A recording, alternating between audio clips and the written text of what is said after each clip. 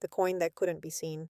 There was a woman who every night would sit at her table looking at the numbers, the bills, the payments, the due dates, and although she tried to have faith, her heart was filled with questions. How am I going to make it? What if it's not enough? What if everything falls apart? She wasn't an irresponsible woman. She worked, she tried, she sewed, but times were tough. One day, while sorting through her papers, she found an old coin at the bottom of a drawer. It wasn't worth much, it was worn out, almost invisible. She held it between her fingers and remembered something her grandmother used to say. God doesn't start with visible abundance, He starts with invisible seeds. The woman sighed, because what hurt the most wasn't the lack of money, it was the fear of not being able to hold on, the fear of not fulfilling her responsibilities, the fear of being left behind. That night, instead of doing calculations, she did something different. She closed her eyes, placed that small coin on the table, and said softly, Lord, I am doing my part. I am working. I am sowing. I am trying. Now teach me to trust.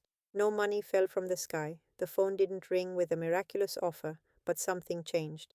Her anxiety lessened, and when anxiety goes down, the mind becomes clearer.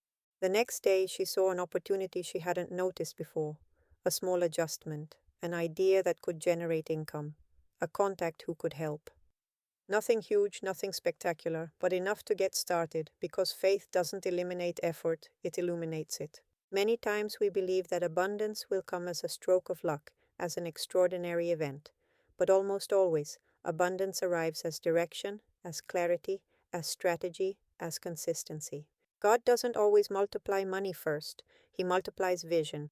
That woman began to organize her time better, to create with intention, to plant content, to knock on doors. At first it seemed like little, but a little done consistently becomes structure. Months went by, and one day, while she was checking her accounts again, she realized something. She was no longer just surviving, she was building. Not because she had won the lottery, but because she stopped living in fear. The old coin remained on her table as a reminder, not of scarcity, but of beginnings.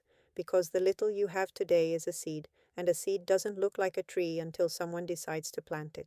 If today you are going through a difficult financial time, listen to this with an open heart.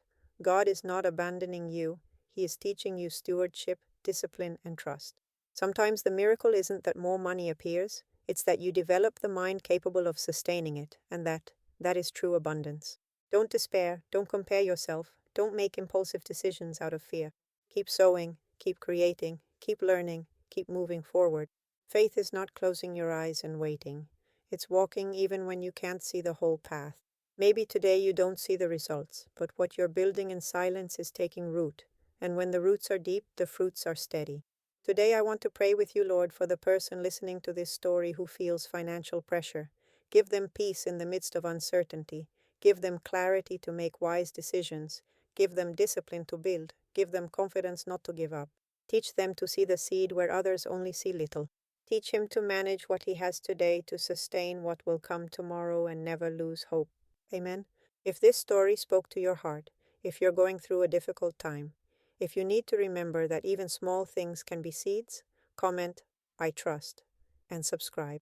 Help me grow this beautiful community of faith and hope, because here we walk together, build together, and believe together. And remember, the coin that seems small today could be the beginning of your abundance tomorrow.